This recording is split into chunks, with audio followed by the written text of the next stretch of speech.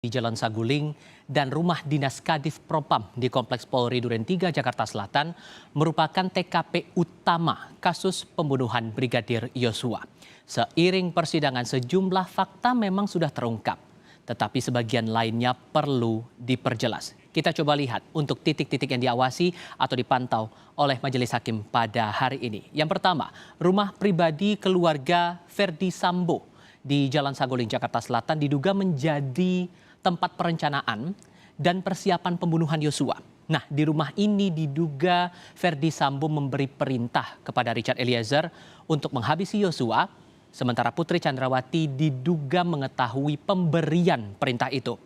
Meski sejumlah fakta sudah terungkap dalam persidangan, pemeriksaan oleh hakim hari ini akan memastikan keterlibatan dan peran kelima terdakwa sebelum pembunuhan Yosua terjadi.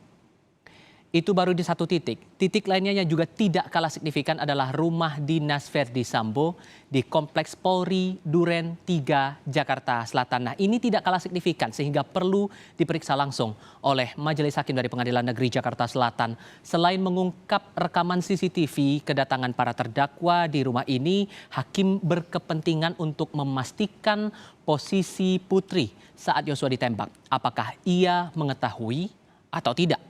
Di rumah ini pula, hakim bisa mendapatkan gambaran yang lebih pasti soal posisi Ferdi Sambo, Richard Eliezer, Ricky Rizal, dan Kuat Ma'ruf saat penembakan Yosua.